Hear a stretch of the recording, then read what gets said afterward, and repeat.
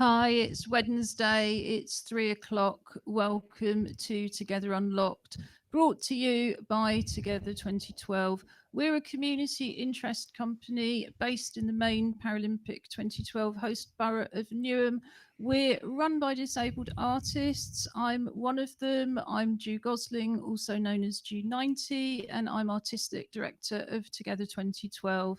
With me, where she's been locked down for over 12 months now, but we can't work out the exact date, is our chair, the artist and campaigner, Julie Newman. She's going to introduce herself properly in a minute with some audio description for us both. But first, the other end of the long virtual wheeled sofa in the West Midlands.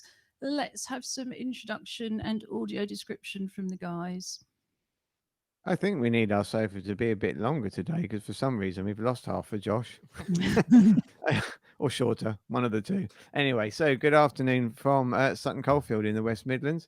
I am Robin Surgener. I'm business director at Together 2012 and an artist known as Angry Fish also. So I'll give you a bit of audio description. So we are in our studio in Sutton Coldfield with lovely warm velvet curtains behind us. You might just be able to tell it is actually quite sunny here today, although still cold, which is a bit weird, but there you go. Today I am wearing, what do I look like? I have got silvery grey hair with a floppy fringe today. I've got blue eyes behind no rimmed black armed glasses. And I'm going to remember to say it today before Josh makes me take it out because he can't deal with the fact that I'm an old punk. I am, in fact, wearing a hooped earring with a gold cross on it. There, I remembered now. And below that assemblage of jewelry, I am wearing underneath a black t-shirt, round neck t-shirt, but over the top of that, for the first time this year, I think might be the first time on the show, I am wearing a kind of combination sweatshirt, which is a denim jacket body, but with sweatshirt sleeves and a sweatshirt hood, in very dark blue. And actually blue tracky trousers, which make me look like a circus master with a yellow stripe down the side. So there you go. I don't know about that, but I think it is very spring like. And coming up later, we've got poems from the Pop Up Poetry Club on the theme of spring. So there you are. It was lovely and sunny here earlier, but now it's not. So, with you in your West Midlands studio is. Hi, I'm Josh Surgener. I'm a PhD student and Together Unlocked host. I have rather long blonde hair that when I scooched in slightly, betrayed me and all ended up in my mouth, which was fun. I also have black frame glasses and I'm wearing a white sweatshirt that says 2017 School Games on it because I was a coach there. And then also, which you might see, you might not be able to see because they're white headphones on a white sweatshirt. But sticking out of the top of my sweatshirt, there are a pair of headphones. Because, like all good students and athletes, if you stick your phone in your pocket and run your headphones up your t-shirt, it's harder for them to fall out when you're walking around. So there we go. Never knew that. So what do I look like? I've got a self-styled hennaed corona crop, mercifully hidden under a grey trilby, because I've decided this is the year of the hat, since it's clearly going to be the second year of the homemade haircuts. I've got light olive skin, green eyes behind black plastic glasses, mostly silver coloured jewellery, but round my neck I have it is a pewter and turquoise ammonite design, and I've got a kind of turquoisey dark green, sort of flecked with a bit of orange and white long sleeved t-shirt. Behind us, you can see a bit of the Together 2012 graffiti banner. If you're looking at this show via our website, you'll see the whole banner pop up on several occasions. It's got images on it of all of the different arts activities we cover in the course of a year, from photography, filmmaking, dance, drama, live music, poetry, of course, visual arts, craft, circus art, street art, and indeed more. What we do as an organisation, well, effectively two things. We run disabled led arts events, exhibitions, performances, screenings, talks, and anything else you can think of, parades, other kinds of performances. And those are led by disabled artists for everybody, and that is entirely free, as is everything we do. And for disabled people, we also offer a year round outreach program, which is our clubs program. And the clubs operate every week apart from bank holidays, and we take a 3-week break over Christmas. So, again, the clubs are free. They're open on weekday mornings, on Tuesday and Friday mornings on Zoom from 11 to 12. We have Art Club. We'll be telling you a bit more about that on Friday.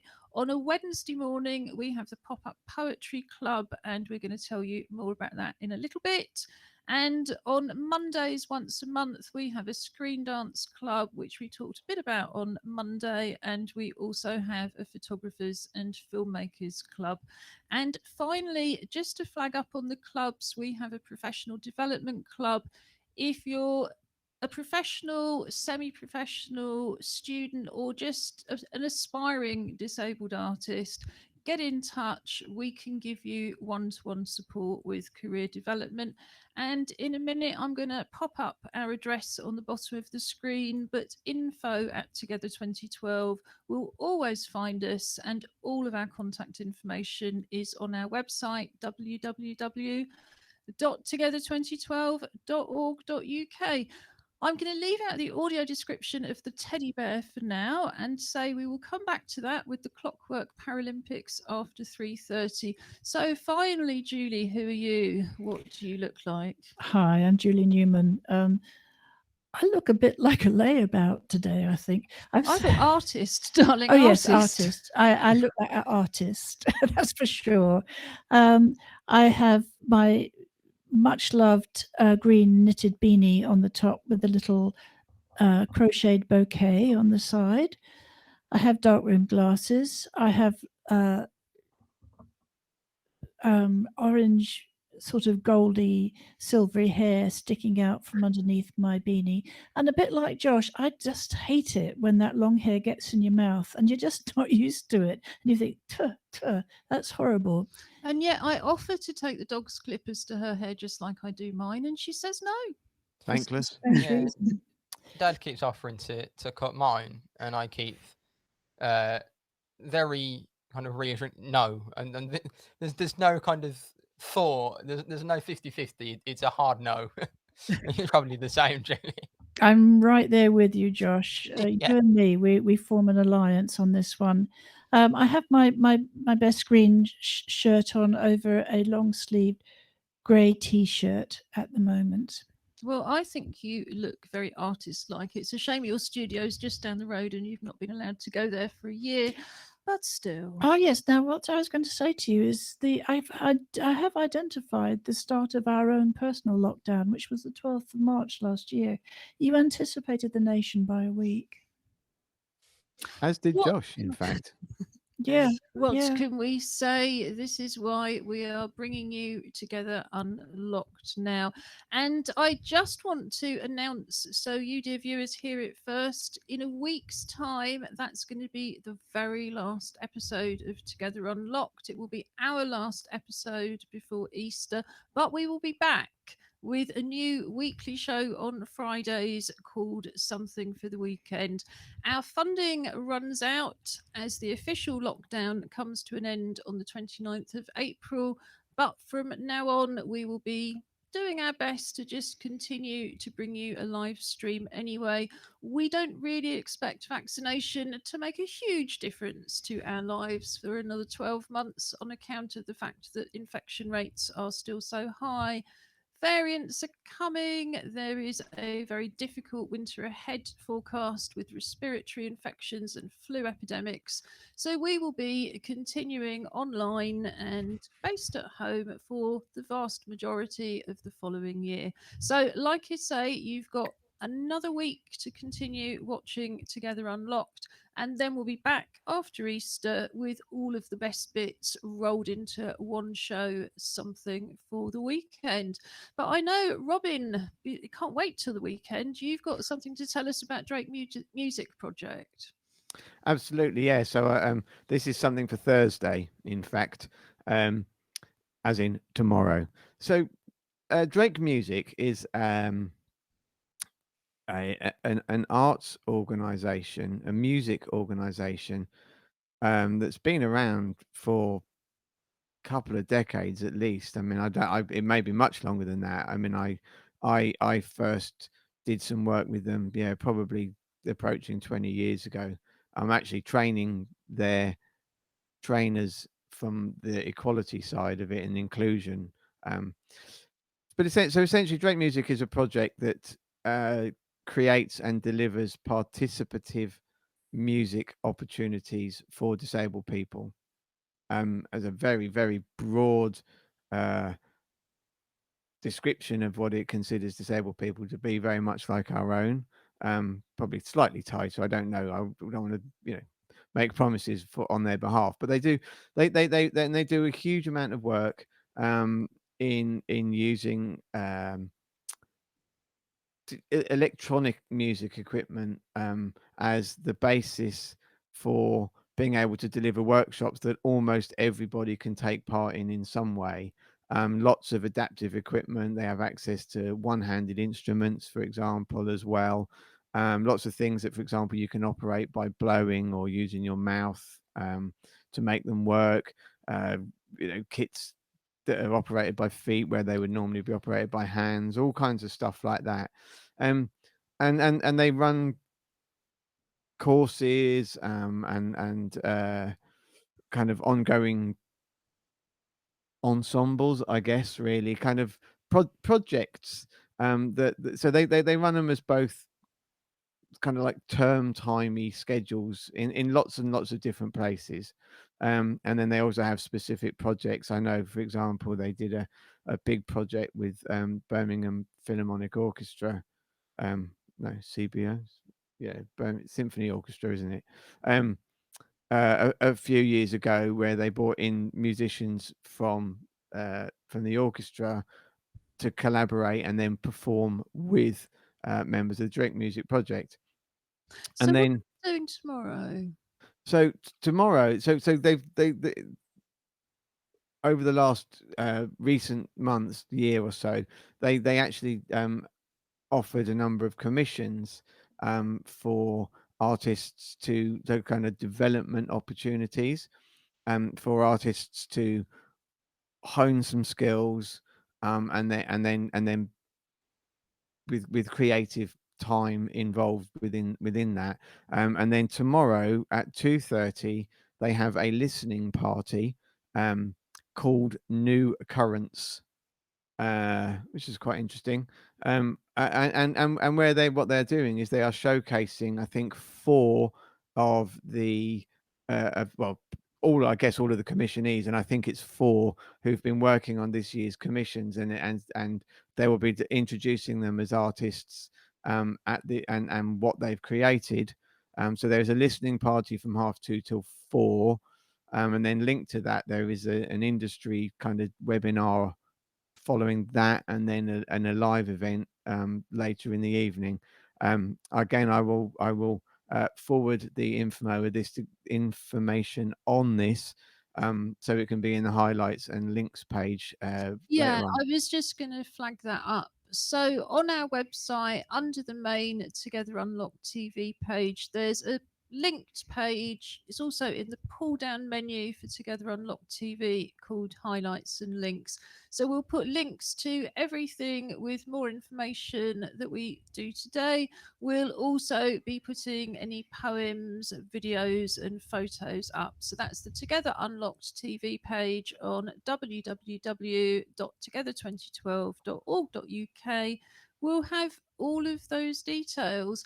And it's also because on Monday we looked at the UN World Water Day, which apparently is always on the 22nd of March, not like some of these weeks and things that move around. And we talked about the place of water as a subject for art and water within art and poetry about art. But today it's UN. Well, is it World TB Day? Is that the exact name? And the theme this year is time is ticking. You know, trying to get people to understand that TB is still a very big problem out there. It's the cause of a huge amount of disability and poor health internationally, but also in the UK. It's becoming more and more resistant to antibiotics, which raises spectres of future epidemics and even pandemics with antibiotic resistant TB.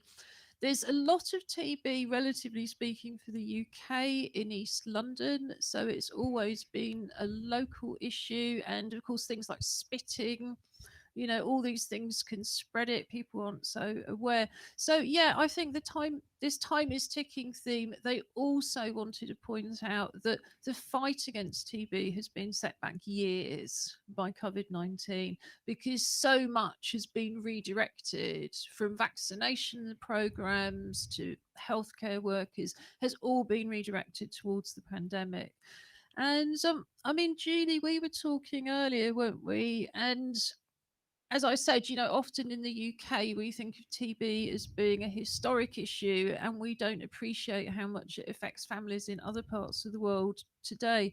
But it had a huge impact on your mother's family, didn't it? Not so long ago. Completely decimated it.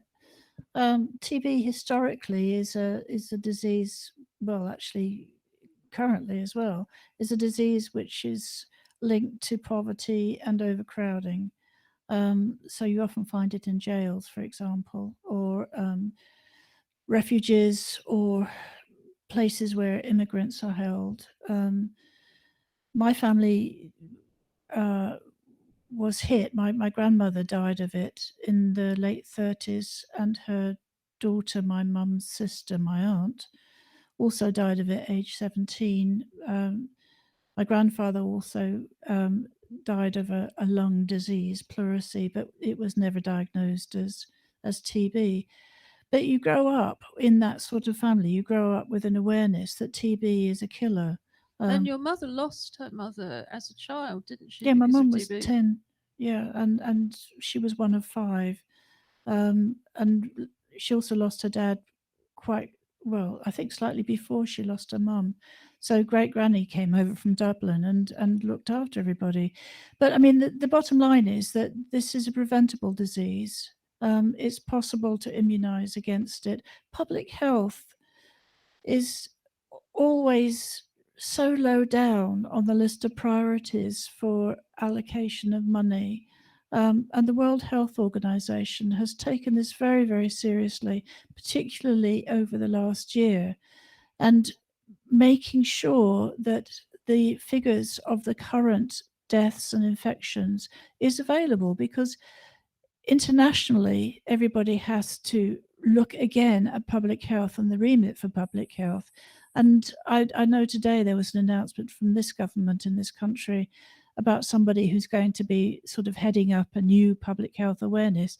And you think, for goodness sake, that's what public health has been around for a long time doing. I mean, oh, sorry, Julie. No, it's all right. No, All go right. ahead. I was gonna say. I mean, I think that one of the issues is it doesn't have that profile, and it doesn't have the insistence or persistence in trying to convince people that they should be inoculated. So this week we've had, actually no, it was the end of last week, we had letters back from school for triple boosters, but it's rather than kind of delivering it as we really think you should have this, it's good for you, it's good for the community, blah, kind of making it that way.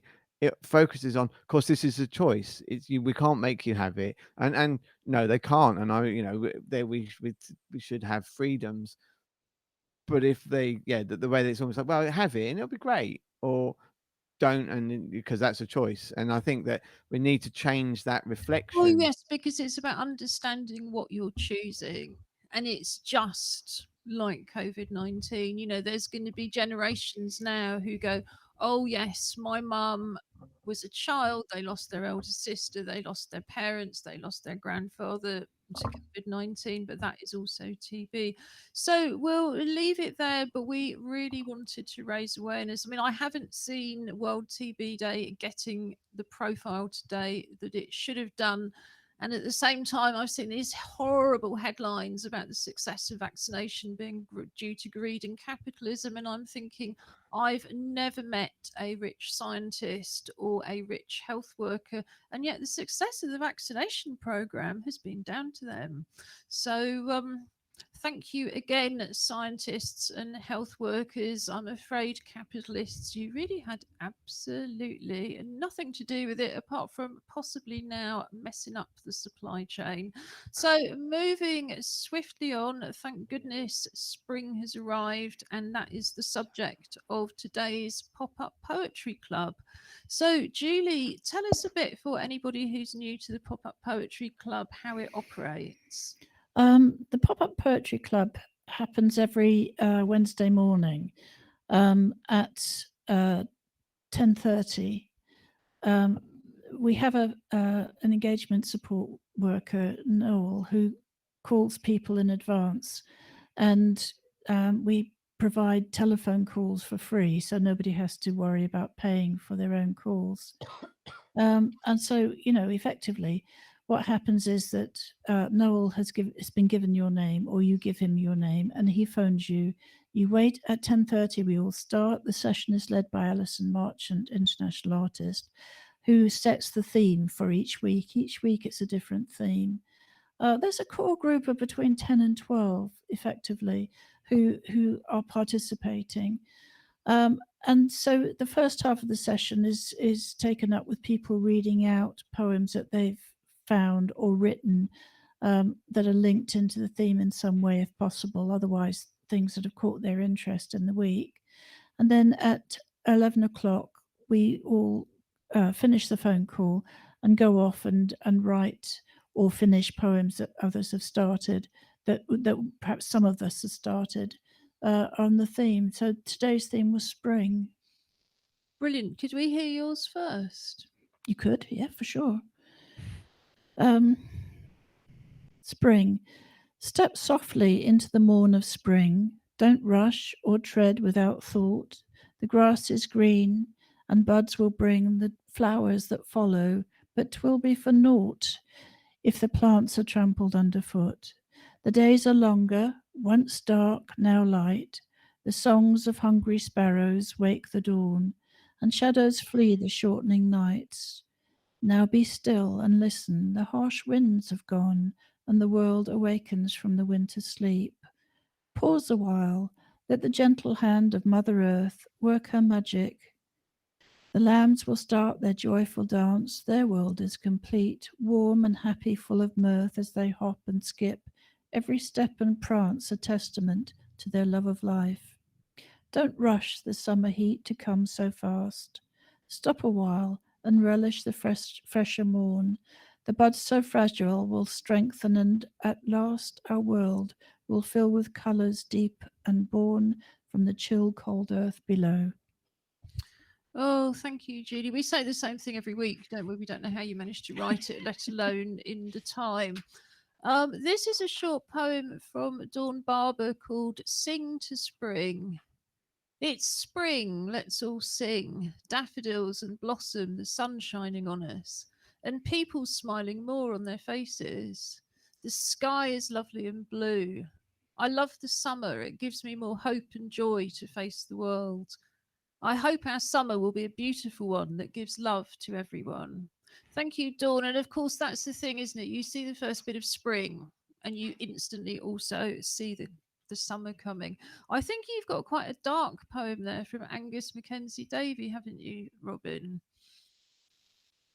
He's just finding it in the document. Ah, here we go. Yes. So this is from Angus. This is called The Spring. The season fixed, cast in stone, cannot be changed, written in blood and birth. The line is the same ingrained text, lengthening every day in spring.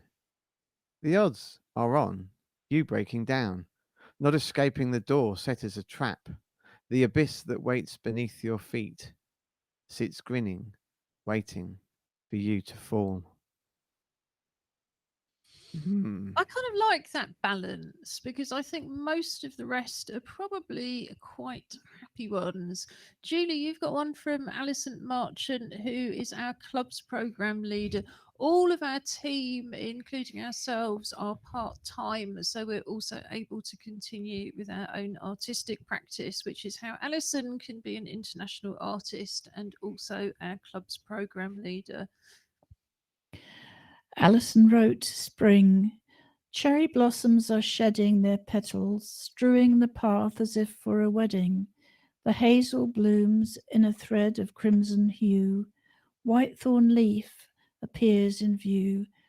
The wood pigeon claps its wings.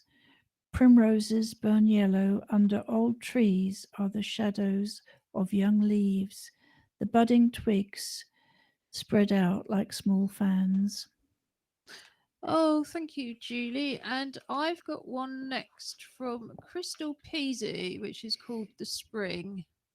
The spring season is now. It's the most pleasant, king of all the seasons in the UK. In the springtime, I like to wear my favourite bright colour. In spring, the bright colours bring out the colour of my face. The spring season also brings out the cuckoo bird singing. It has a sweet and melodious voice.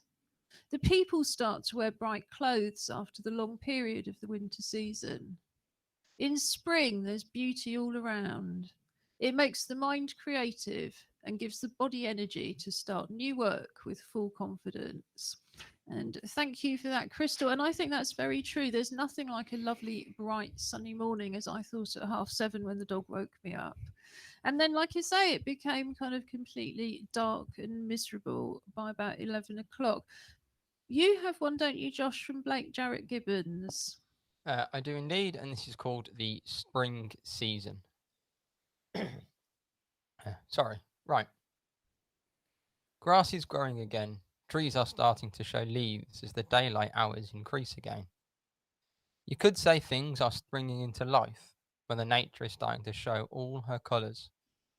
More daylight hours, more time to walk the dog, more friends for him, less muddy puddles, more chance to be able to swim in the lakes, just not in the canals. More time out with nature in daylight, more time to detox and calm for one's mental health. Does the spring season help me spring into life? It gives me more of a nice push into the next chapter. Life is rolling on and will hopefully become less gloomy and more colourful. Mother Nature, as you spring and start to shine your colours and life through, can you help me do the same with mine? Like that. Yeah, I like that a lot. Thank you. So this is from Pies and Malloc, Spring. Gently I draw the curtain, which I bought from Brixton. From the middle first to the right, I see outside is clear and bright. One side is good enough to give the light. As the cold is still around, I left the other side unwound. Yes, oh yes, spring is emerging. Come on, it's time to dance and sing. I just can't wait to go out, to walk and skip about, to sniff the sweet smell of the daffodils, white and yellow around the mills, along the canal and waterways, with cherry blossoms dropping and sprays all over myself from head to toe. It's full of fun like there's no tomorrow. Thank you, Pizer. And finally, from Taylor Henville, who's also one of our volunteers. Yes, indeed. Taylor says, Spring is here. Spring is here. Can you hear the birds singing? It's a signal to the world for a new beginning. Can you see the sun poke their head out from behind the mist? And tentatively shine a warm smile, easing the wind to a gentle breeze. Can you see the